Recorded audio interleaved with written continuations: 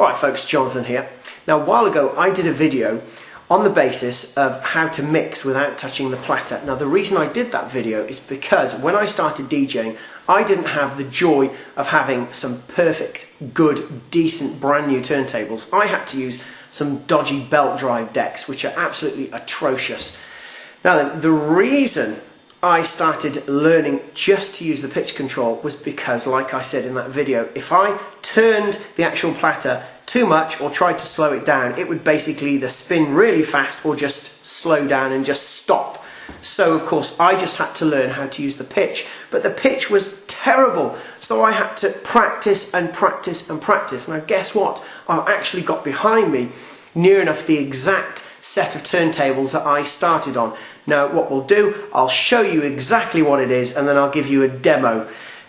It may be a bit of fun, but at the end of the day it'll show you, because if you think you're having problems out there with the kit you have got now, then believe me, when I was in your shoes I probably was in a worse situation, because in the late 70s, early 80s, we didn't have fantastic kit. Nowadays, even the worst kit in the world is a lot better than the stuff we had then. So take a look at this. Right, now then, what do you think about that then? This is basically an all-in-one setup. Now, it's a Citronic setup, and in the centre here, quite often you would have had a cassette deck, not a CD player, not an MP3 player, not your mixer. You would have had a cassette deck. Now all this is your mixer. Yes, that's it. And that's one turntable, that's another turntable. Now notice around here there's absolutely no pitch control whatsoever. I'll just explain that in a minute. Now basically you had microphone inputs here, or when I say microphone inputs, sorry, all your knobbly bits for your microphones. Now all the actual inputs are underneath here, just along there. As you can see, I've got headphones in at the moment and that's just going straight into the amplifier. Now here we had auxiliary. Now that could be a cassette player, basically. Disc, which would be that disc there. Disc, which would be that disc there. Now notice, no crossfade. So you just had to do that. That's it. Now these here, when you press that, you watch. That would stop. Press it again, like so, so it lights up. And bingo, it starts off.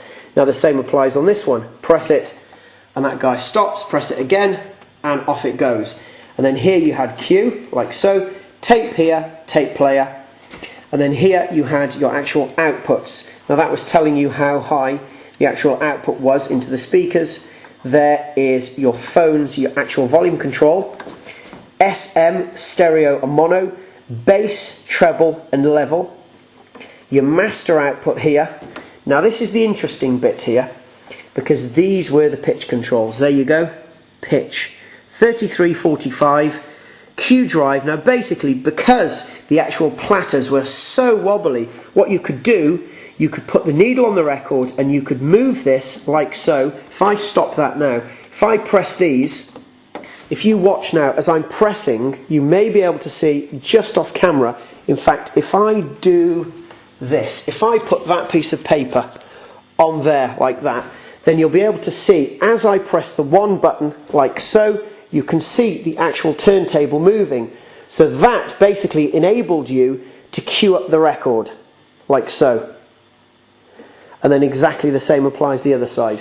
Right, now here's the fun bit. I'm now going to give you a demonstration on how I used to have to mix, and this is atrocious, but there you go. Alright, so we'll pause the camera and we'll give you a demo. By the way, just look to the side of the video for all relevant information, and yes, I'm going to use some headphones. Oh my goodness, right, here we go.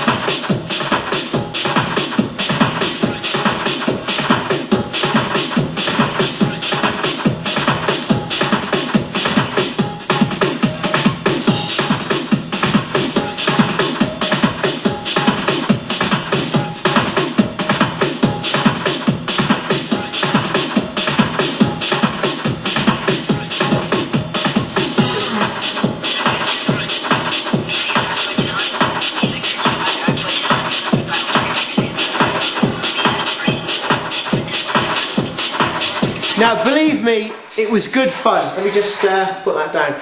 It was good fun, but it was hard work because the pitch controls here are absolutely terrible.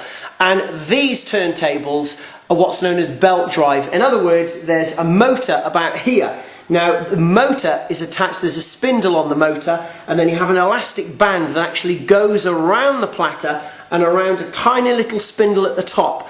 And check this out. Now, if you think your bits of kit are bouncy, how about that? You see, this is what we had to put up with a long time ago. Anyway, thanks for watching. Bit of insight. I mean, it's all about fun, isn't it? So practice and enjoy.